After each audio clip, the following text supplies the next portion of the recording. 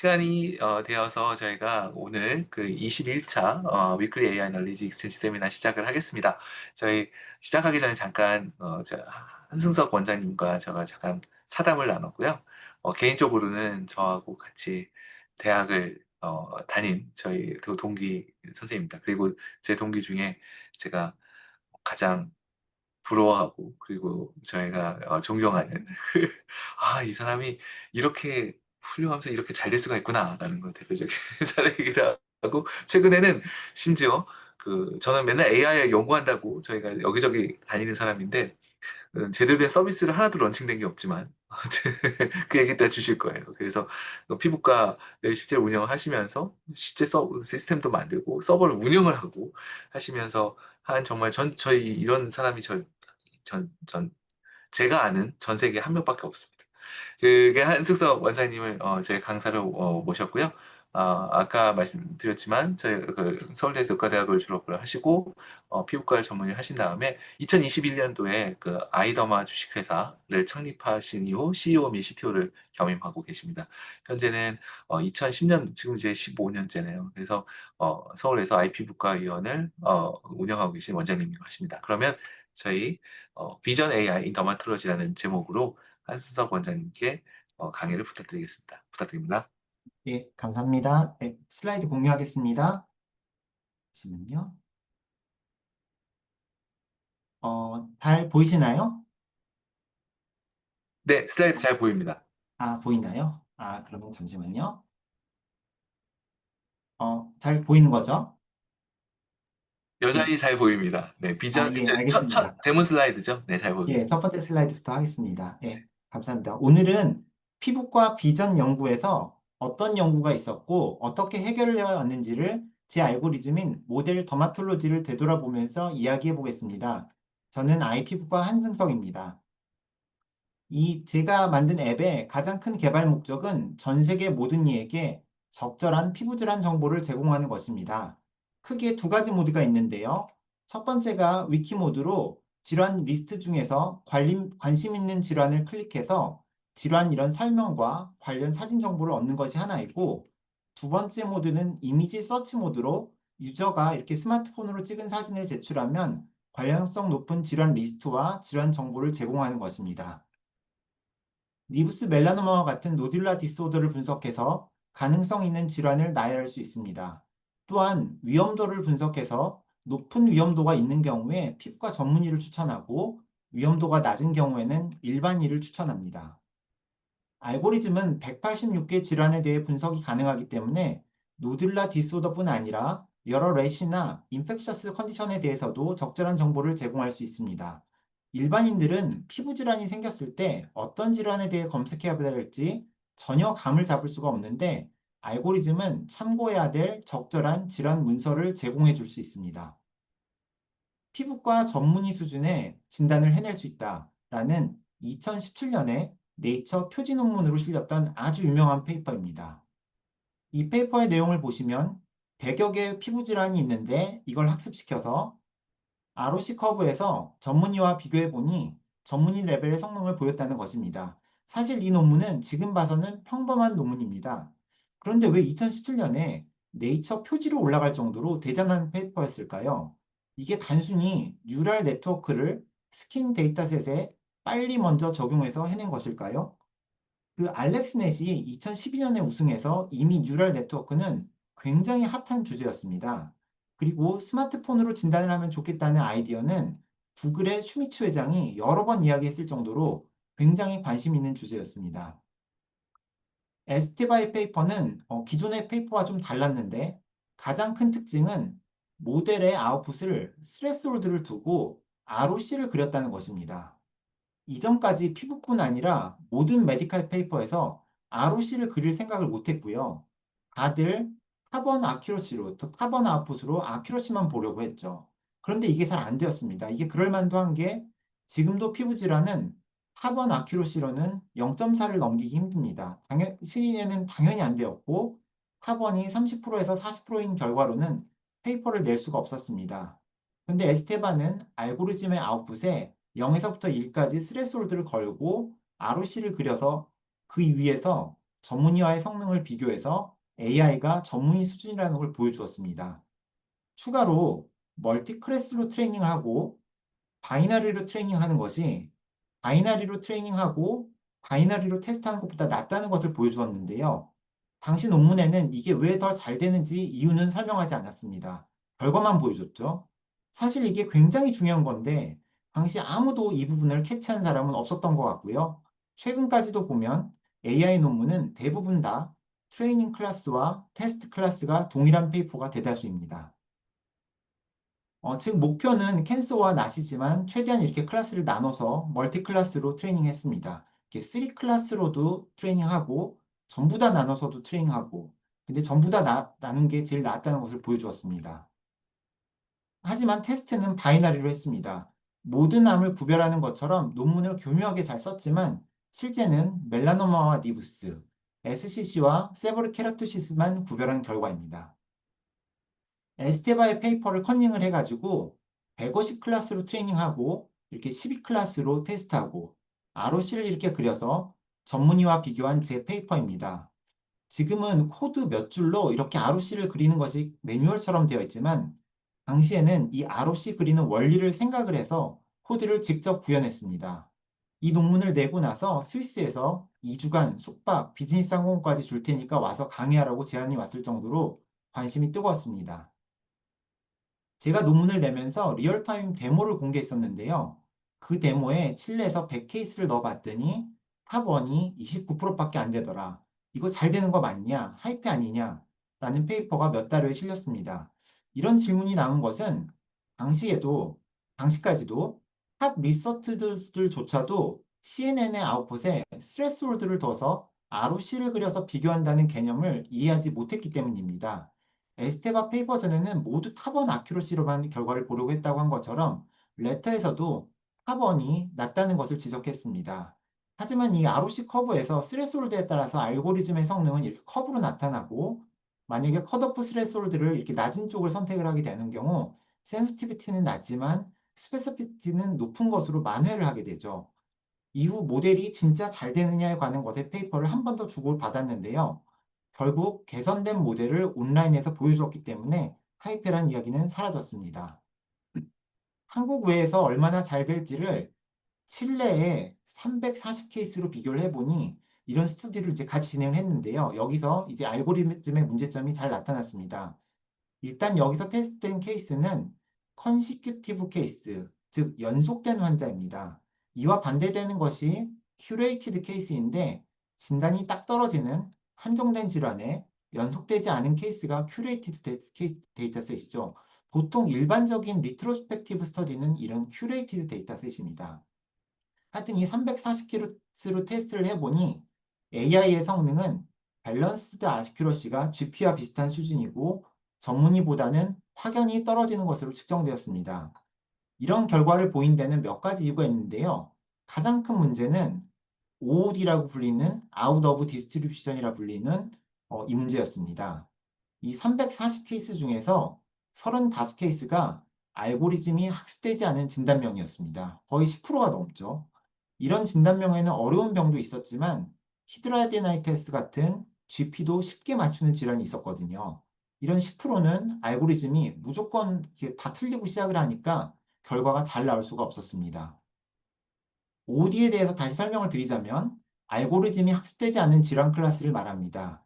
이 왼쪽은 공룡의 종류를 맞추는 AI였는데 여기에 저를 넣으면 벨로시랩터로 분류가 되었는데요.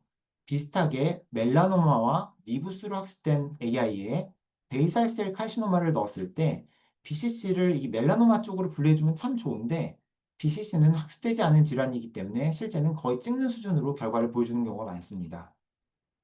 학습의 또 다른 문제는 클레버 한스타입 바이어스인데 왼쪽 사진을 보면 눈 위에 늑대가 있죠. 이 사진으로 학습을 시키는 경우에 늑대를 보고 학습하는 것이 아니라 주변의 눈을 보고 학습될 수 있다는 것입니다. 늑대가 추운 지방에 사니까 대부분 주변에 눈이 있고 이 때문에 늑대 사진에는 눈이 많죠. 근데 눈을 늑대로 학습해버리면 눈 위에 있는 호랑이를 보고도 늑대라고 잘못 예측할 수 있습니다. 이 멜라노마와 니부스에서도 같은 문제가 발생을 하는데요. 멜라노마에는 여기 좀 꼭 바이옵시아라고 이렇게 펜으로 칠해놓은 경우가 많기 때문에 마킹 자국이 있습니다. 이런 데이터셋으로 학습이 된 경우 마킹이 있는 니부스를 멜라노마로 잘못 분류할 수가 있습니다. 이런 문제는 기술적으로 해결한다고 해결되지가 않습니다. 데이터셋을 수정해서 해결하게 되고요. 이런 것을 데이터 센트릭 어프로치라고 합니다. 아까 칠레 케이스에서 히드라데나이티스가 이제 OOD에 해당해서 못 맞췄죠. 우리나라에는 이 병이 드물지만 해외에는 많으니 이런 클래스는 추가해주고요. 인터넷 사진을 대량으로 어노테이션해서 바이어스를 해결하려고 노력을 하게 됩니다. 먼저 OOD를 해결하려면 공용 종류를 맞추는 알고리즘에는 사람 클래스를 추가하고 오른쪽은 이제 BCC를 추가해주면 되겠죠. 근데 실제 사용할 때는 여기에 사자도 호랑이도 넣어볼 것입니다. 피부 질환도 BCC만 넣는 게 아니고 모든 노듈라 디스오더와 오진이 될 수 있는 래시들도 다 넣어야 됩니다. 근데 이걸 또 다 넣으려면 너무 힘들고 어떨 때는 뭐부터 얼마나 넣어야 될지 고민을 해야 됩니다.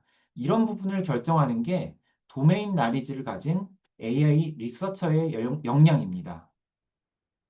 데이터를 정리할 때 이렇게 둘이 섞인 게 너무 많으면 좀 지워주고요.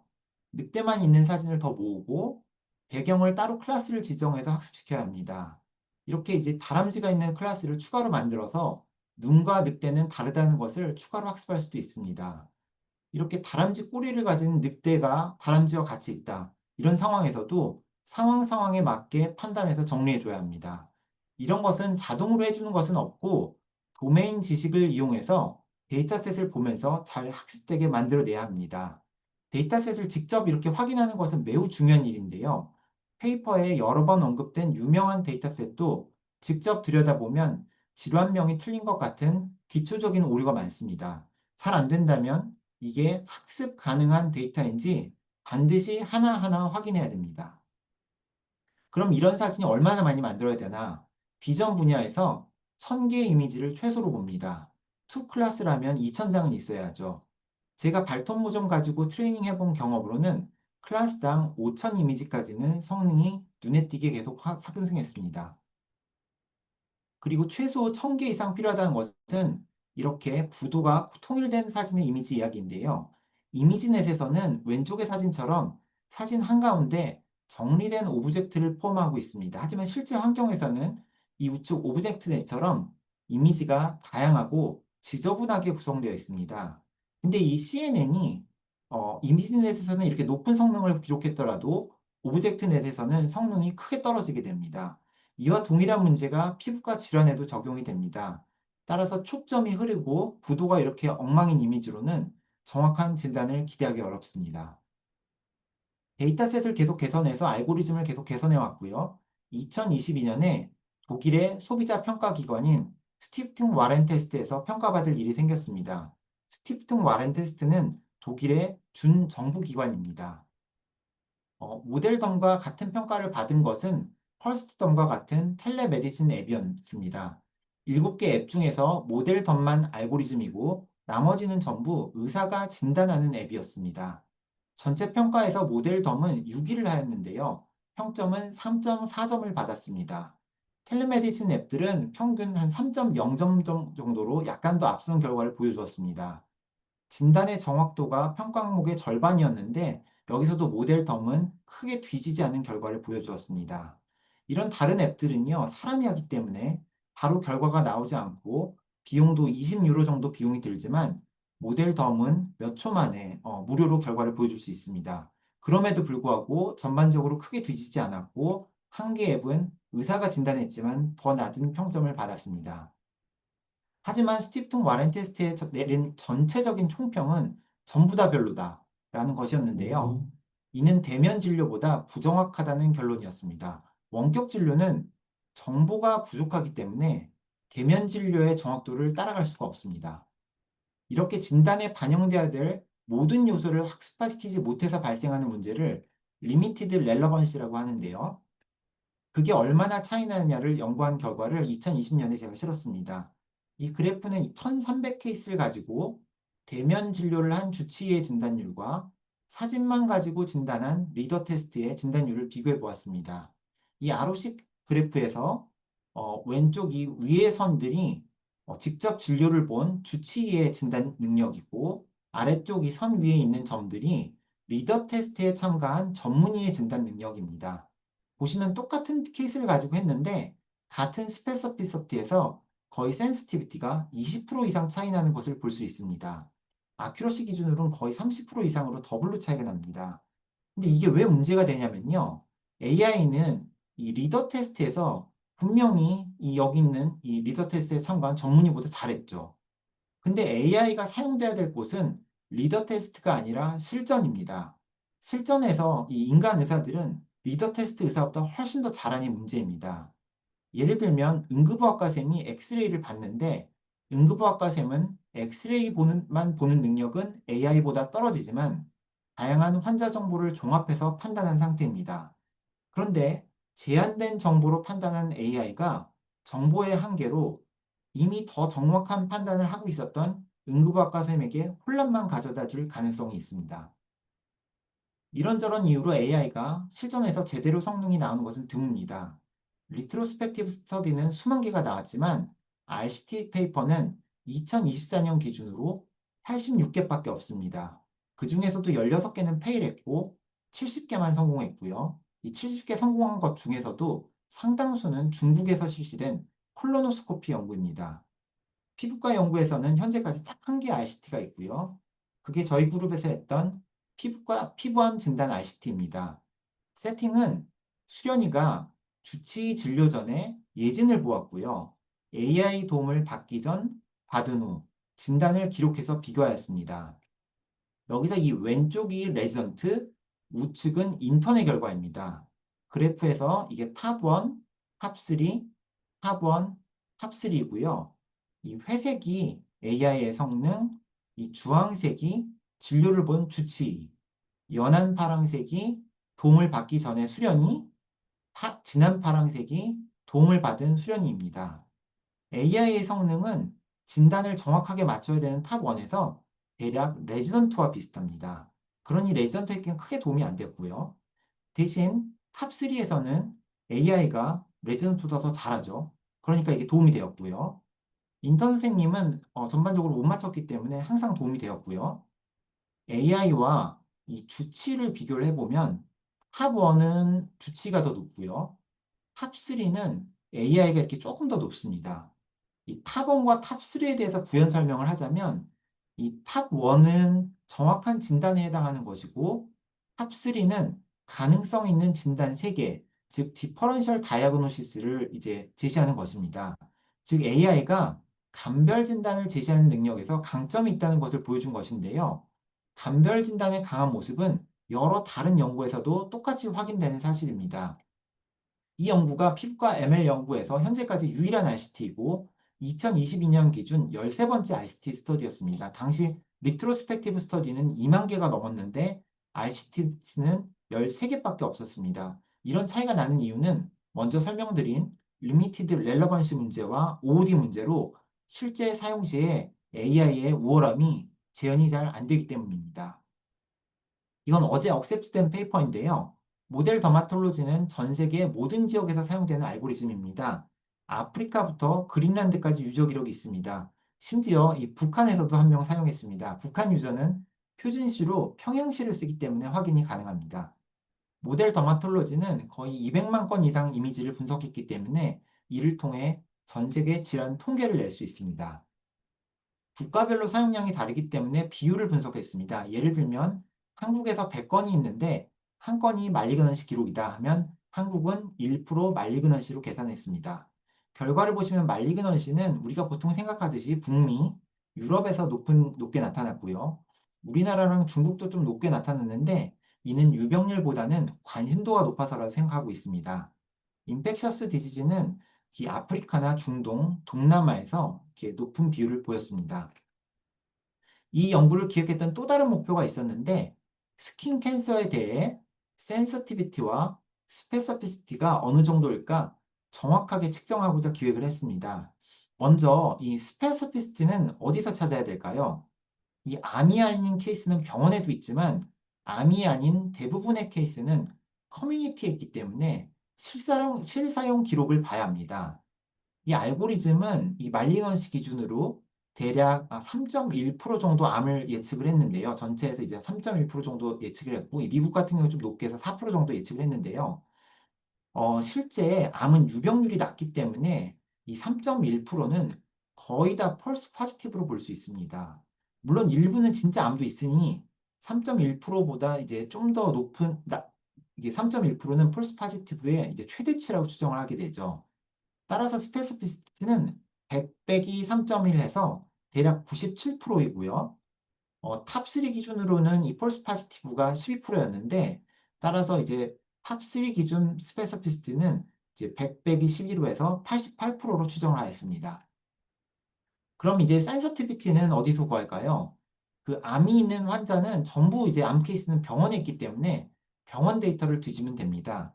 우리나라 사람들은 암 진료에서 대학병원을 선호하기 때문에 병원에 큰 병원 몇 년치 데이터를 모으면 우리나라 1년치 암을 모을 수 있었습니다.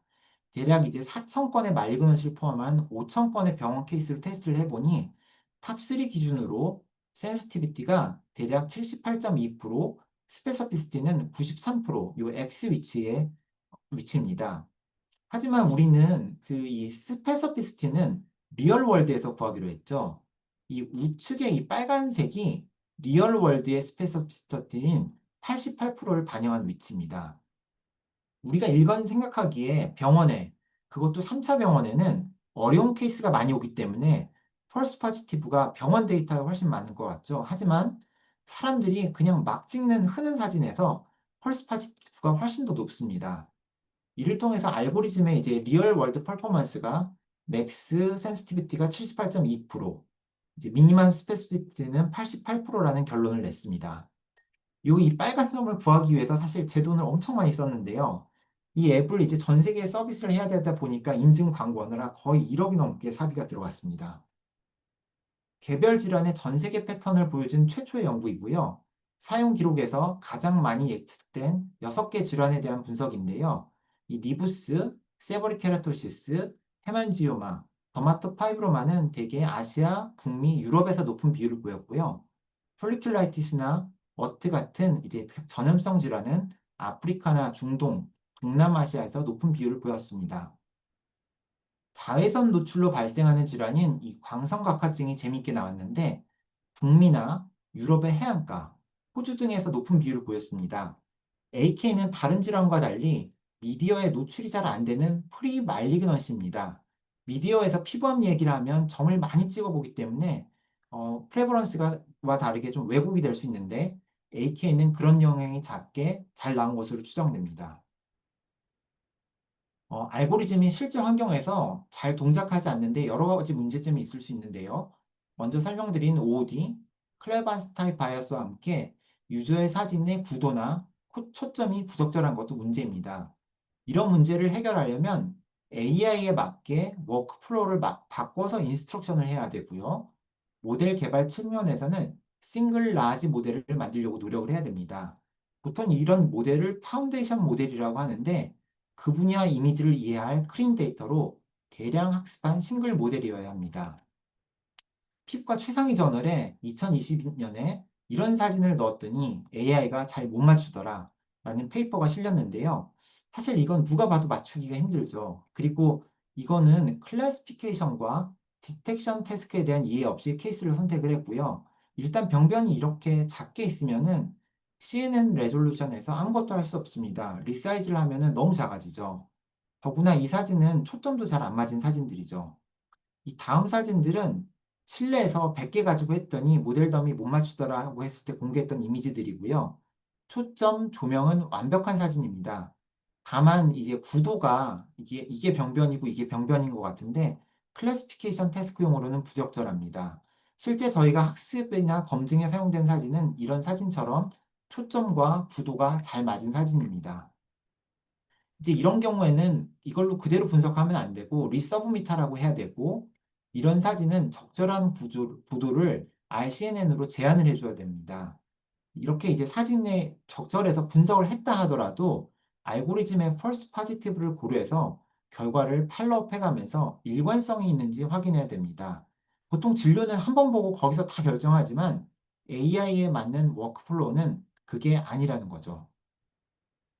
여기서부터는 싱글 라지 모델과 클린 데이터의 중요성에 대한 이야기인데 먼저 이제 빅 트랜스퍼라는 페이퍼에서 트레이닝 이미지를 계속 늘리면 계속 성능이 증가한다는 걸 보여줬습니다. 이때까지만 해도 이미지넷에 수백만 장의 사진이면 이미 엄청난 숫자였기 때문에 더 늘리면 더 올라갈까에 대해서 생각을 잘 못했거든요. 근데 계속 더 넣으면 계속 더 올라간다는 걸 보여준 연구이고요. 여기서부터 인공지능 연구가 동네에서 하는 스케일을 벗어나고 빅테크가 하는 것이 됩니다.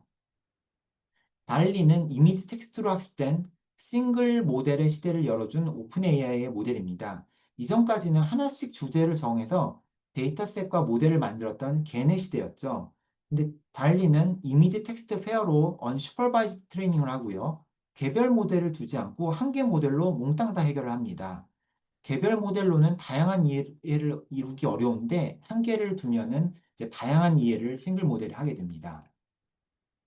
챗 GPT의 개발 과정을 보면 이게 단순히 데이터셋을 늘리기만 한 게 절대 아닙니다. 이 GPT-2를 만들 때부터 레딧에서 좋아요 2개 이상인 경우만 트레이닝 한다던가 계속 쓰레기는 분리수거하려는 노력이 있었습니다. GPT-3의 경우에 전체 로우 데이터에서 1.27%만 트레이닝에 사용하죠.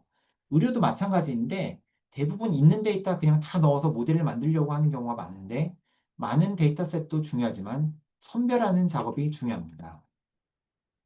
이 논문은 AI 학습은 조직 검사한 사진으로만 해야 되지 라고 잘못 알려지고 이게 가이드라인까지 들어가서 그렇지 않다는 것을 보여주기 위해서 낸 페이퍼인데요. 이렇게 인터넷 이미지를 잘 정제해서 대규모로 만들면 그라운드 트루스가 바이옵시인 공개된 모든 데이터셋을 다 합쳐서 학습한 것보다 이게 더 낫다는 것을 보여준 스터디입니다. 이게 바이옵시가 꼭 절대적인 클린 데이터가 아니고 바이옵시를 실전에서 잘 맞출 수 있는 데이터가 클린 데이터입니다. 달리처럼 이미지 텍스트 데이터셋에 관한 연구가 최근에 피부과에서 있었는데요. 유튜브 및 각종 웹사이트에서 이미지 텍스트를 긁어 모으고 이를 챗 GPT API를 이용해서 정제해서 100만 장의 데이터셋을 만들어냈다는 프리프린트인데요. 이건 제가 한 게 아니고 호주 중국 그룹에서 몇 달 전에 냈는데요.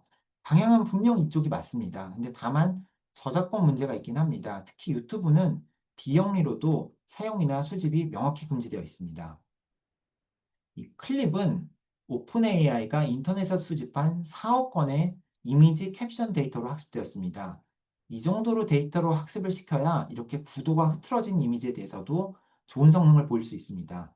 이런 비전 랭귀지 기반의 모델이 현재 모델덤의 가장 큰 경쟁자인데요. VL 모델의 개발은 엄청난 리소스가 필요하기 때문에 우리나라 LG에서도 손을 못 대는 것으로 알고 있습니다. 현재 오픈 AI와 중국의 알리바바가 VL 모델의 최강자입니다. 피부암은 미국에서 제일 흔한 암입니다. 그런데 암 진단 부분에서 꼭 생각해야 될 문제가 있는데 바로 오버 다이어그노시스입니다. 피부암을 정기적으로 스크리닝하는 것이 도움이 될까? 라는 질문에 대해 자마에 실린 연구로 현재 정답은 아니다입니다. 300만 건으로 분석을 했더니 정기적인 건강검진이 암을 더 발견했지만 모탈러티를 줄인다는 증거를 찾지 못했습니다. 암은 빨리 발견하고 많이 발견할수록 좋은 거 아니냐? 보통 그렇게 생각하실 텐데요. 1990년부터 현재까지 멜라노마 타입을 분석해 보면 이 씬 멜라노마, 흔히 얘기하는 조기 피부암의 발견이 늘었습니다. 이런 씬 멜라노마의 증가는 햇볕을 많이 쬐는 것 같은 위험 요소가 증가해서 그런 것이 아니기 때문에 의사가 건강검진을 열심히 해서 조기 피부암을 많이 발견해서 생긴 결과입니다. 70년대부터 열심히 조기 발견을 해서 인사이트 발견이 엄청 늘었고 그 결과 인시던트가 이렇게 쭉 늘었습니다. 하지만 몰탈러티가 그대로더라. 이게 문제라는 것을 지적한 애니제임의 최근 페이퍼입니다. 2015년에 여기 조금 몰탈리티가 좀 줄었는데 이건 안티-PD 이뮤노세라피의 결과입니다. 우리가 보통 암 예방을 이야기할 때 스텝 바이 스텝으로 암이 단계적으로 나빠지니까 인사이트 때 미리 발견하면 라이프 세이빙을 할 수 있다 이렇게 이야기를 하지만 실제는 단순히 먼저 발견한 것이거나 발견해도 손쓸 수 없거나 일부 씬 멜라노마는 셀프 리그레션 하기도 해서 조기 발견한다고 해서 클리니컬 아웃컴이 꼭 좋아지는 것은 아닙니다. 오버다이거시스 문제는 다른 암종에서도 이야기되고 있습니다. 이런 점에서 모든 암을 빨리 발견한다는 기존의 전략보다는 눈주병 같이 수두수로 장애를 일으키기 쉬운 부위를 병원에 방문하기 어려운 환자를 대상으로 스크리닝하는 전략이 필요하다고 생각합니다. 이 부분만 봐도 이게 눈 주위의 BCC인데 많이 커서 왔죠. 이런 병변은 조기에 발견하면 라이프 퀄러티에 차이를 줄 수 있습니다. 얼굴에서 이런 병변을 이렇게 발견하는 작업은 클래시피케이션이 아니라 디텍션 작업인데요. 디텍션 분야에서 제가 했던 연구를 소개시켜 드리면 제일 먼저 시도했던 게 이런 손발톱 무좀 연구였습니다. 손발톱은 일단 개수가 많고 CNN 학습에 딱 맞게 이렇게 정사각형이기도 하고요. 무좀은 유병률도 높고 인종의 영향도 적어서 데이터셋을 만들기가 용이합니다. 2017년에 저는 손발톱 데이터셋을 만드느라 정말 밤낮 없이 일했는데 당시 제대로 이제 해내기 위해서 거의 5만 장의 데이터를 만들어내야 했습니다. 참고로 이 논문은 당시 좋은 저널에 여러 번 투고해 보았지만 손발톱 무좀은 헬스케어에 중요한 문제가 아니다라는 코멘트와 함께 리젝이 되었는데요. 사실 해외에서는 무좀으로 병원을 못 가죠. 참고로 사용된 기술은 패스터 RCNN으로 실시간으로 오브젝트 디텍션을 이뤄낸 최초의 기술입니다. 제가 이 기술을 알게 된 건 2016년 가을쯤이었는데요. 논문을 서브밋하고 안드로이드 앱을 2017년 3월에 출시했습니다. 4달 만에 논문 제품 다 냈죠. 사실 이런 것은 누가 가르쳐 줄 때면 할 게 없는 경우가 많습니다. 코드를 빨리 보고 직접 분석을 해낼 수 있어야 합니다. 무좀에는 아무도 관심을 안 가져주니까 암 쪽으로 넘어왔는데요. 이런 스킨 캔서 디텍션에 관한 페이퍼를 2019년에 냈는데 무좀을 디텍션 한 거랑 거의 2년의 갭이 있죠. 무좀은 2017년, 이건 2019년인데요. 무좀은 한 5만 개 정도로 해결이 되었지만 이런 스킨 캔서 디텍션에는 거의 100만 장의 데이터셋을 구축해야 됐기 때문에 한참 걸렸습니다. 단시 디텍션은 원 스테이지로 한 게 아니고 이렇게 먼저 병변을 추정하는 리즌 디텍터를 만들고 이후 병변을 하나하나 CNN을 돌리는 방법을 선택했는데요. 다른 이유는 아니고 한 번에 잘 안 돼서입니다. 당시에 자동차나 사람을 디텍트하는 데모를 살펴봤는데 100만 개 이상의 데이터셋으로 학습된 그런 자동차나 사람 디텍트한 알고리즘이 실제 사용 시에 오류가 꽤 많았습니다. 한 번에 디텍트 해내는 건 최근에 방대한 텍스트 이미지 데이터셋이 생기고 나서야 가능했었습니다. 즉, 새로운 기술이 나왔을 때 기술의 한계를 정확하게 파악해서 잘 안 되면 대안을 찾는 것이 중요합니다. 작년 버전만 보더라도 아직 펄스 파지티브가 이렇게 좀 있습니다. 펄스 파지티브는 전 세계 실제 사용 기록을 보면 알 수 있고, 아까 말씀드린 것처럼 3% 정도이고요. 올해 초에 몇 가지 문제를 개선해서 현재 내놓은 버전은 4번 기준으로 1.5% 밑으로 확연하게 줄여놨습니다. 그런데 이런 모든 난제를 해결했다 해도 사실 제일 큰 문제가 있는데요. 그건 무료로 풀어도 사실 거의 안 쓴다는 사실입니다. 잘 안 쓰는 건 FDA 클리어한 알고리즘도 마찬가지입니다. 500개 이상의 FDA 허가를 받았는데 3년 동안 1만 건 이상 인슈어런스 청구한 게 딱 2건뿐이고 제일 많이 쓴 10건 이외에는 수가 기록이 사실상 없다고 보는 게 맞죠. 물론 청구 외에 그냥 보조로 사용되는 많은 AI가 있지만 확실히 수익을 낼 수 있는 수가 기준으로 사용량이 미국에서 매우 저조한 게 사실입니다. 피부질환 관련 AI 앱도 이미 수십 개가 나와 있는데요. 다들 AI가 부적절한 진단을 내려서 환자에게 미칠 영향 등을 걱정을 하지만 실상은 거의 안 씁니다. 네이버를 만드신 이혜진 의장님이 네이버 직원들 앞에서 하신 말씀인데요. 네이버 간판 떼고 서비스 만들어 봐라. 하루 10명 답은 어렵다. 라고 하셨습니다. 이 앱브레인이나 시밀라 웹에 들어가 보면 앱이나 웹사이트가 얼마나 사용되고 있는지를 수치를 추정한 데이터를 몰래 살펴볼 수 있습니다. 이 그래프는 2024년 초에 새로 나온 피부질환 AI 앱의 그래프입니다. 여기서 보시면은 이제 2024년 겨울쯤에 하루 최고 800명 정도 다운로드를 했는데 이 정도 다운로드를 만들려면 한 달에 광고비만 2천만 원 이상 사용했을 겁니다. 한 6달 정도 광고를 한 것 같은데 광고를 딱 끊으면 하루 다운로드가 10명이 안 되는 게 현실입니다. 이 다운로드가 10명 미친 것만 문제가 아니죠. 여기서 한 3만 명 정도 다운로드를 했을 텐데 이 사람 중 90%인 2만 7천 명은 앱을 지웠을 가능성이 높습니다. 이게 사장님 입장에서 생각해 보면 속 터지는 일이죠. 완전히 밑 빠진 독에 물 붓긴 경우가 많습니다. 이것은 모델덤의 다운로드 실사용 기록입니다. 여기서 이제 파란 게 다운로드 수, 빨간 것은 사진을 제출한 실사용 기록입니다. 보통 앱 사용량을 이야기할 때 MAU를 많이 이야기하는데요. MAU는 앱을 열었다가 바로 닫아도 카운트가 되기 때문에 정말 앱을 썼는지 보려면 커스텀 매트릭을 직접 측정해야지 MAU만 보면 안 됩니다. 위는 인도 유저, 아래는 이탈리아 유저인데요. 다운로드가 이렇게 올라간 거는 광고를 해서 다운로드를 받은 것일 텐데 사용량이 누적이 안 되고 이 시점에는 다 지운 겁니다. 반면 이탈리아는 다운로드는 일정하지만 사용량이 좀 조금씩 늘고 있죠. 국가는 한 가지이고 다양한 변수가 있는데 앱을 운영하는 입장에서는 실사용량이 늘고 있는지 반드시 모니터링 해야 됩니다. 모델덤은 다양히 파동을 그리면서 매년 이제 사용량이 증가하고 있습니다. 현재 전 세계에서 제일 많이 사용되는 피부과 AI 앱입니다. 다만 그럼에도 불구하고 늘어나는 속도와 절대적인 약이 아직 좀 부족합니다. 현재 한 10배 정도는 돼야 상용화가 제대로 가능할 것 같은데 10배 정도 되려면 아직도 한 5년은 더 기다려야 될 것 같습니다. 모델덤은 콜도바라는 프레임워크를 이용해서 개발이 되었고 모바일 PC에서 모두 한 개의 코드를 작동합니다. 내년에 100만 다운로드를 예상하고 있습니다. 제가 지금까지 이런 연구를 할 수 있었던 거는 제가 백그라운드로 프로그래밍을 틈틈이 해왔기 때문인데요. 이것은 제가 만든 임상사진 정리 프로그램입니다. 이 프로그램은 디지털 카메라가 막 보급된 2003년에 개발되었고요. 당시 한글 환자명을 입력할 수 있는 프로그램이 없어서 직접 개발했습니다.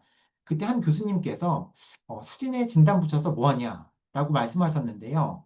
사실 그 당시엔 할 수 있는 게 아무것도 없었습니다. 이 프로그램으로 논문도 못 나갔습니다. 하지만 잘 정리된 사진이 있었기 때문에 딥러닝 기술이 나왔을 때 해외보다 훨씬 빠르게 스터디를 진행할 수 있었습니다. 이런 걸 요즘 디지털라이제이션, DX라고 부르는데요. 이 DX가 잘 되어 있어야 나중에 연구든 제품이든 나올 수 있습니다. 병원에 데이터가 많다고 되는 게 아니고요. DX된 데이터만 가치가 있습니다. 프로그램을 만든 건 중학교 때부터 열심히 했는데요. 대학교 1학년 때 도스에서 윈도우로 넘어갈 때 이 윈도우 한글 입력기인 이걸 이제 IM이라고 하는데 이걸 분석을 해서 최초의 윈도우형 타자 연습 프로그램을 제가 만들었습니다. 이 프로그램은 3만 다운로드를 기록했는데 이게 나온 우리 역대 탑 10의 기록입니다. 당시에는 인터넷도 없던 시절이라서 영어로 된 마이크로소프트의 기술 문서를 뒤져가면서 만들었습니다. AI 하기 전에는 이제 돈 오브 라이트라고 게임 서버 에뮬레이터 개발을 도왔는데요. 제가 주로 유니코드 부분과 버그 수정 부분을 처리를 했고요. 호스팅만 128개를 해서 컨트리뷰터였습니다. 프로젝트 리드에게 이게 그레이트 작업을 했다고 칭찬도 받고 또 한편으로는 코드를 그따구로 썼냐고 혼나기도 했는데요. 이런 서버를 개발해 본 백그라운드가 현재 직원 없이 전 세계 대상으로 서비스하는 데 밑바탕이 되었습니다.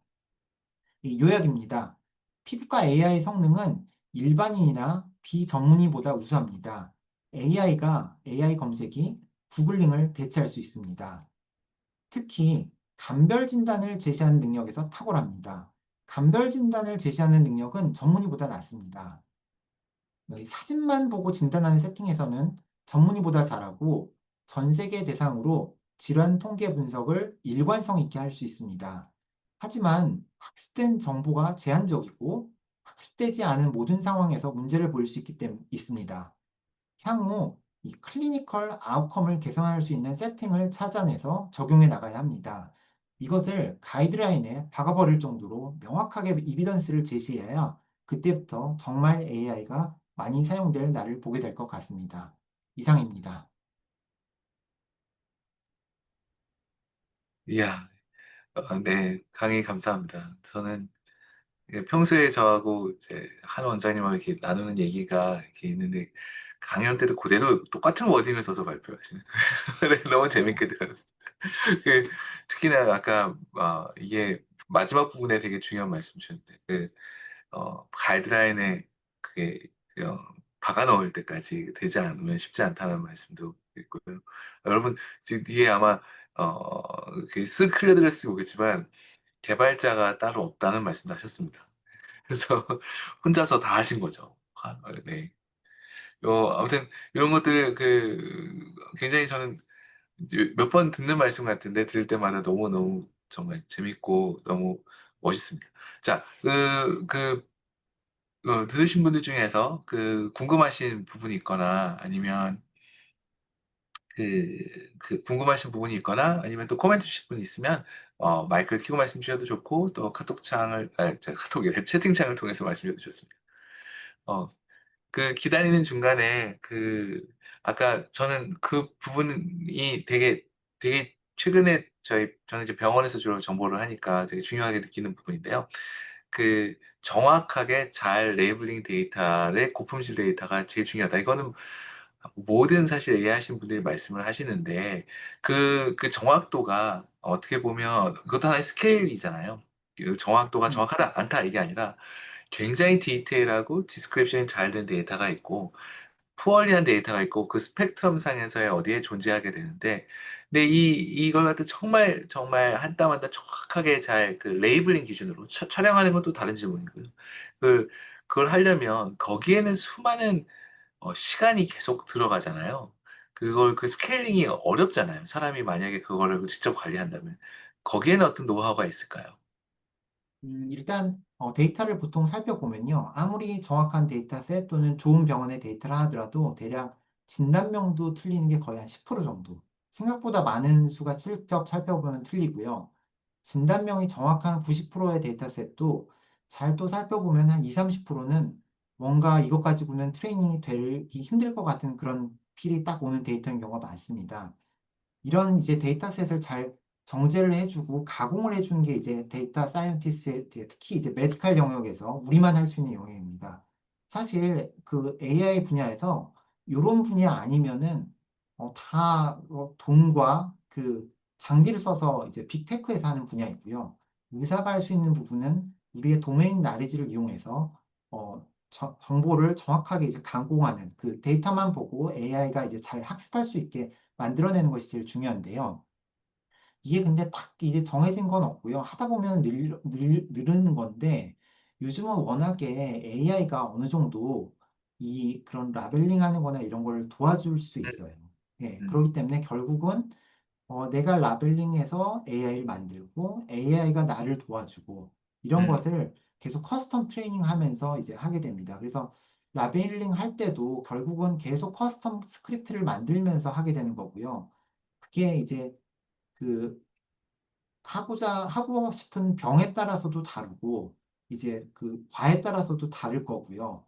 결국 이거를 이제 하나하나 데이터셋을 만들어 보면서 하게 되는데 제일 중요한 거는 일단 일관성입니다. 일관성 있게 라벨링을 해야 되는데, 대체적으로 그 일관성이 없고, 그러니까 AI 입장에서는 이건 완전히 처음 배우는 건데, 그 사진만 보고 이게 학습을 할 수 있어야 되거든요. 근데 사전 지식 없이 사진만 보고 학습을 할 수 있어야 되는데, 되게 그게 어렵기 때문에 이제 트레이닝이 잘 안 되는 겁니다.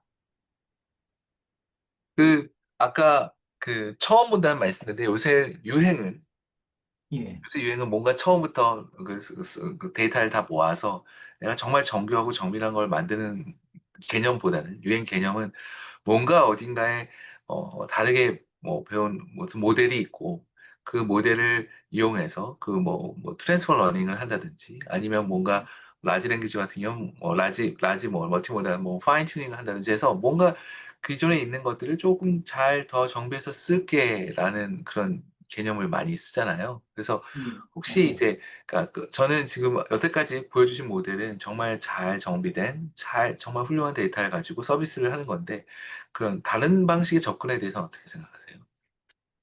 그게 이제 가장 요즘 스케일러라고 그 비전 랭귀지 모델들이 이제 하는 방식들인데요. 일단 언슈퍼바이즈 러닝으로 최대한 그 분야 이제 데이터에 대해서 이제 학습을 하게 되죠. 근데 다만 이게 문제점이 비전 분야에서는 언슈퍼바이즈드 러닝을 하면은 이 구조적인 거에 대해서는 정확하게 학습할 수가 있는데 이게 아무리 캡션이 있다 하더라도 어디가 문제인지 정확하게 음, 알기 어려운 경우가 음, 많습니다. 그래서 음, 언슈퍼바이즈드 러닝에 이게 한계가 있어요. 이게 음, 어느 정도까지는 이게 아큐러시를 만들 수 있지만, 그러니까 그 분야 비전 이미지들에 대한 어느 정도 이해를 가질 수 있지만 이게 한계가 있고 결국 그 이후에 그 한계를 메꿔주는 게 이제 파인 튜닝입니다. 그래서 기본적으로 선상은 사실 같아요. 왜냐하면 그 언슈퍼바이즈드 러닝 한 거를 이제 쓰는 거는 공개된 데이터를 쓸 수도 있고 우리가 직접 할 수도 있는데 아마도 미래에 그런 unsupervised 트레이닝 된 모델들은요, 워낙 여기저기서 내놓기 때문에 거기에서 격차가 날 가능성은 높지 않습니다. 음, 결국 그게 어느 정도 이제 자기 분야를 이해하고 있긴 하겠지만, 결국 음, 그 세세한 디테일은, 왜냐면 이게 캡션을 아무리 잘 써도, 사람이 교과서만 읽고 정확하게 어디가 어떻고 어디가 어떻고 음, 이거를 디스크립션을 할 수가 없거든요. 그래서 그 부분을 이제 그런 미세한 부분을 이렇게 캐치를 해서 데이터셋을 이제 학습을 할 수 있게 만들어줘야 되기 때문에 결국 작은 데이터셋을 만들더라도 자기가 원하는 목표에 맞게 데이터셋을 클린 데이터를 잘 만들어내는 게 제일 중요합니다. 음, 네. 그, 아마 제 질문이 너무 좋아서 다들 질문 안 올리시나. 네.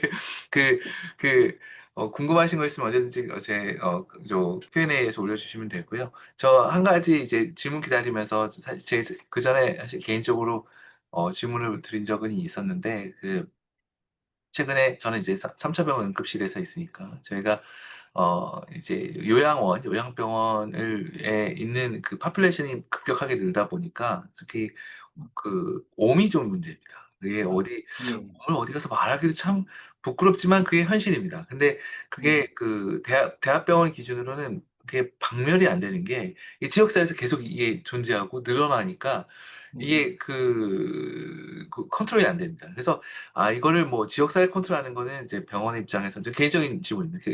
거기까지는 저희 스코프는 못 되지만 들어오는 스크리닝 절차에 이런 AI를 쓰면 어떨까라는 저는 궁금증이 있었어요. 만약에 그러니까 오시게 되면 예를 들어서 우리가 그 비행기 타기 전에 디텍터를 지나가듯이 저희가 예, 피부에 이제 그 의심 영역에 우리가 뭐 예. 사진을 촬영을 해서 이걸 가지고 스크리닝 오케이 예스 노를 하는 거죠. 그런 아이디어에 대해서는 어떻게 생각하십니까? 그것도 아주 좋은 이제 분야인데요. 다만 이제 옴은 데이터셋이 아직 좀 적고요. 제일 문제는 옴을 진단하는 거는 옴을 아는 만큼 보이기 때문에 네. 그 사전 지식에 보이는 만큼 이제 사진을 찍게 됩니다. 그러니까 모르는 사람은 옴 환자가 와도 그 옴의 티피컬한 그 리즌을 눈치를 못 채고 그분을 찍지를 못해요. 그냥 아무 데나 찍게 되죠. 그래서 이걸 해결을 하려면은 결국 똑같은 구도와 똑같은 세팅하에서 미리 사진을 많이 찍어놔야 됩니다. 이게 흔히 얘기하는 아까 얘기 드렸던 DX가 먼저 돼 있어야 된다는 거고요. 만약에 요양원에서 입수할 때마다 옴이 제일 많이 생기는 손가락 사이나 뭐 겨드랑이까지는 아니더라도 뭐 손가락 사이나 발가락 사이, 목을 똑같은 구도로 많이 사진을 찍어놨다. 그런 상태에서 나중에 어느 정도 옴이 만약에 혹시나 돌았을 때 그런 같은 구도의 사진을 모아놓은 게 있다면은 이게 적은 수의 데이터를 하더라도 나중에 그걸로 좋은 알고리즘을 만들 수 있습니다. 다만 이 알고리즘은 똑같이 DX가 잘 된 그런 환경에서 진단을 잘하는 거지 우리가 그냥 스마트폰 가지고 막 찍는다고 진단을 잘하는 건 아니고요. 그 병원과 똑같은 세팅에서 디지털라이제이션이 똑같은 구도와 똑같은 그 화질로 찍은 경우에 음, 굉장히 잘 진단을 할 수 있습니다. 그래서 그런 작업을 만약에 하고 싶다면 어느 정도 만약에 이제 요양병원 다 비슷비슷 어떻게 보면 하니까 표준화된 프로토콜을 먼저 만들어서 그에 맞게 이제 디지털라이제이션을 해서 데이터셋을 먼저 모아야 됩니다. 모으다 보면은 결국 옴도 이제 발견할 수 있을 거고요. 옴만 발견할 수 있는 게 아니라 이제 요양원에 많은 뭐 제로틱 엑제마라든가 다른 여러 가지 음, 이제 피부 질환 이런 것들이 발생을 했을 때 그거에 대한 대처를 이제 할 수 있게 되죠. 이런 거는 이제 어, 하여튼 그 디지털라이제이션이 중요한 거지. 당장 이제 알고리즘을 만드는 건 아니고요. 어느 정도 DX된 데이터가 있을 때 아까 얘기하신 것처럼 파운데이션 모델 같은 걸 가져와서 그걸 파인 튜닝 하는 방식으로 학습시킬 수는 있을 것 같습니다. 네.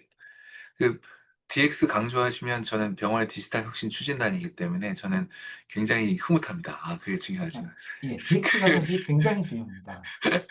그, 저는 이제, 여기, 네. 질문을 길게 쓰시냐고 오래 걸렸어요. 아, 예. 직접 한번 읽으시면 제가 아, 예, 예, 읽으시니까 알 읽었습니다. 것 예, 같아요. 예, 네. 감사합니다. 그러니까 제일 문제가 병원 데이터는 병원의 선생님들이 관심 있는 사진만 찍는 데이터입니다. 절대 그랑 다릅니다. 예를 들면은 얼티카리아 엄청 흔한 병이지만 누가 병원에서 얼티카리아로 사진을 찍어요. 이건 뭐 그냥 다 아는 병이라 생각하거나 그냥 넘어가게 되는 거고요. 병도 꼭 찍으면 이상한 병만 사진을 찍지 흔한 건 절대 안 네, 찍죠. 맞아요, 근데 맞아요. 실제 커뮤니티에서는 흔한 병이 많고요. 그래서 결국 이 문제 때문에 제가 처음에 논문을 냈을 때, 아, 이거 너무 못 맞춘다. 이 나왔던 이유 중에 하나도 병원 데이터로만 학습됐기 때문입니다. 병원 데이터로만 학습되면 그 병원에서 관심 있는 병만 이제 좀 잘 맞추게 되죠. 그래서 결국 커뮤니티 데이터가 있어야 되는데, 사실 피부 데이터셋은 인터넷에 널린 게 이제 그 사진이고요. 사실 아까 그 유튜브나 그 호주 중국 그룹에서 했던 것처럼 어, 기본적으로 그렇게 텍스트 이미지 그 방식으로 스크래핑 해가지고 데이터셋을 모으는 게 가장 1번이고요. 2번은 그 다음에 할 수 있는 거는 앱이나 이런 걸 서비스하면서 데이터를 모을 수도 있습니다.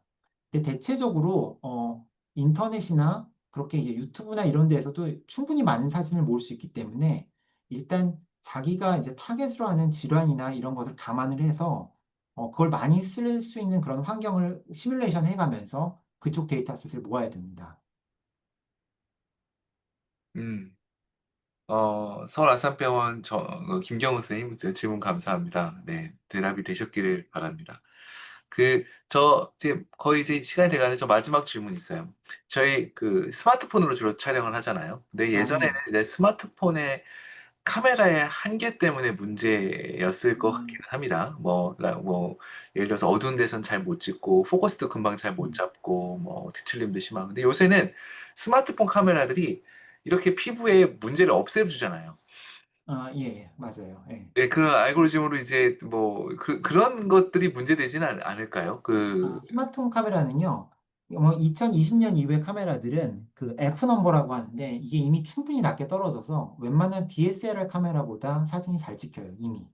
근데 이제 단 그것은 후면 카메라 얘기예요. 후면 카메라. 이게 셀카 찍는 음, 카메라 아니고 반대쪽 카메라, 그 렌즈 많이 달린 후면 카메라는 스펙상으로 요즘은 F 넘버가 뭐 1.4 막 이런 식으로 굉장히 이게 F 넘버가 낮으면 그 빛이 없어도 굉장히 쉽게 찍고 빛이 없으면은 흔들려도 잘 찍힙니다. 그래서 하여튼 요즘 카메라들은 잘 찍히는 건 맞아요. 근데 문제가 이게 아무리 잘 찍어도 잘 찍은 사진을 본 거랑 직접 진료한 거랑 너무 차이가 납니다. 그게 사실 좀 어려운 문제 중에 하나예요.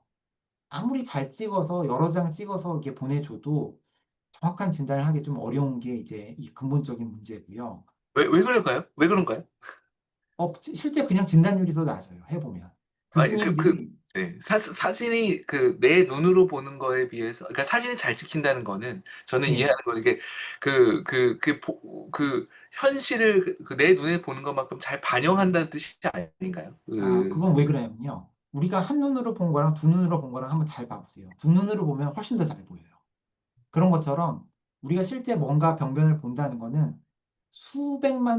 수십만 프레임을 보는 거예요. 사실 실제로 음, 여러 음, 프레임을 종합해서 내린 결론이에요. 우리가 음, 한 개 컷이라고 생각은 하지만 실제는 약간 돌려가면서 엄청나게 많은 프레임을 종합해서 낸 결과이고요. 음, 이렇게 사진으로 몇 컷 찍어가지고는 이게 해결이 잘 안 음, 됩니다. 음, 음, 다만 디지털 카메라는 확대가 돼요. 사람의 눈은 이게 음, 노안도 오고 이래가지고 확대가 돼서 보이진 않는데 디카로 찍으면은 하이 레졸루션의 이제 강점을 얻을 수 있어요. 사실 요게 이제 그나마 이제 좀 극복할 수 있는 부분이에요. 음, 일반적인 디카로 찍은 것은 정보가 적지만 디카로 찍으면 확대해서 현미경처럼 확대가 되거든요.